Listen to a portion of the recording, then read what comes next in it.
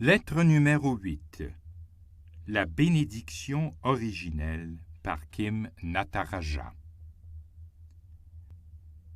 John Main était fermement convaincu que Jésus a envoyé son esprit demeurer en nous, faisant de nous tous des temples de la sainteté. Dieu qui demeure en nous. Nous savons donc que nous avons part à la nature de Dieu. De cette conviction, partagée par les premiers pères de l'Église, il ressort que nous sommes en conséquence fondamentalement bons. Comment pourrions-nous ne pas l'être, Dieu demeurant en nous? Les pères de l'Église primitive sont tous d'accord avec ces mots de Clément d'Alexandrie. La parole de Dieu s'est faite homme, afin que vous puissiez apprendre d'un homme comment devenir Dieu. Mais vers le milieu du IVe siècle est apparu un point de vue opposé sur la création. Dieu créa toute chose à un moment donné du temps à partir de rien, le dogme de la créatio ex nihilo.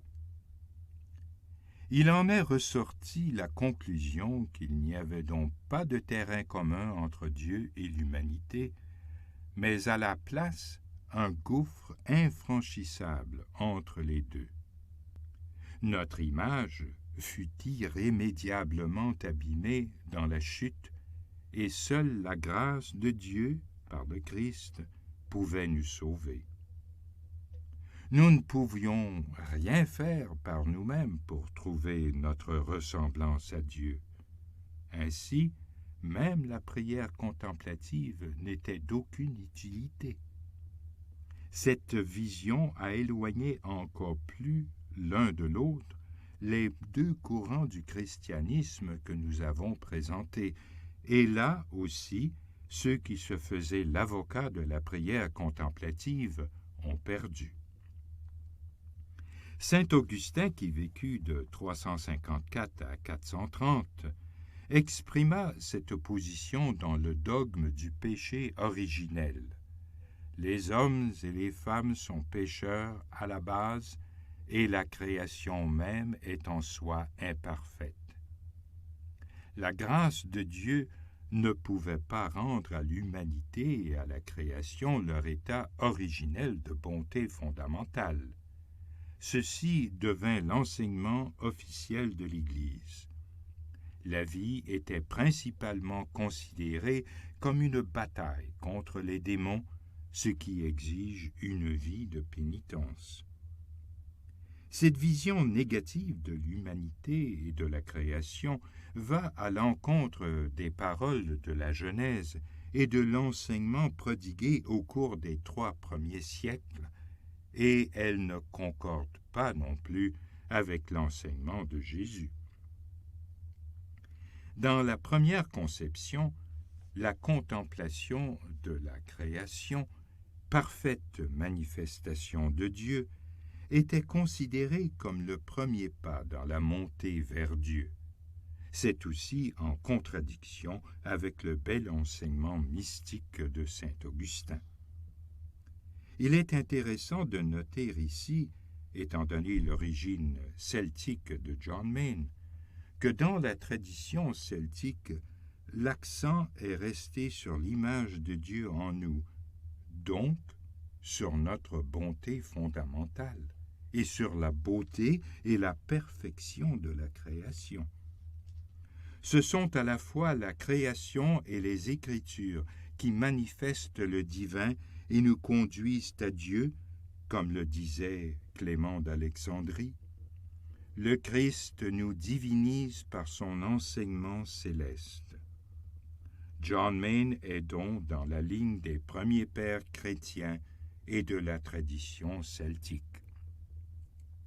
Pourtant, la croyance que nous sommes fondamentalement pécheurs a perduré tout au long des siècles jusqu'à notre époque. Ce fut la raison pour laquelle John Main regrettait tant que les hommes et les femmes actuels aient perdu le support d'une foi commune en leur bonté fondamentale, leur bon sens et leur intégrité intérieure. La méditation et la prière contemplative nous ramènent à la conscience du potentiel de l'esprit humain plutôt que des limites de la vie humaine. Si nous sommes fondamentalement bons, nous ne sommes évidemment pas sans péché. Notre ego, notre besoin inné de survie et notre façon d'être commettent des péchés. La meilleure manière de retrouver notre ressemblance à Dieu, c'est de suivre l'exhortation de Jésus à renoncer à toute chose, ce qui signifie abandonner notre ego blessé, avec toutes ses pensées et ses besoins insatisfaits qui créent un voile d'illusion, cachant notre cœur essentiellement divin. Dans le silence se trouve la guérison. Alors, nous cherchons à le suivre dans la pureté de notre cœur, comme l'explique John Main dans un mot dans le silence, un mot pour méditer. Il ne s'agit pas de quelque chose que nous faisons par nos propres efforts. Pour John Main et les premiers chrétiens, le Christ est notre médiateur et notre guide, le pont entre la création et le Créateur. Dans la prière contemplative, nous nous joignons à sa prière qui nous ramène au port, car il n'y a qu'une seule prière qui est ce courant d'amour entre l'Esprit de Jésus ressuscité et son Père, en qui nous sommes intégrés.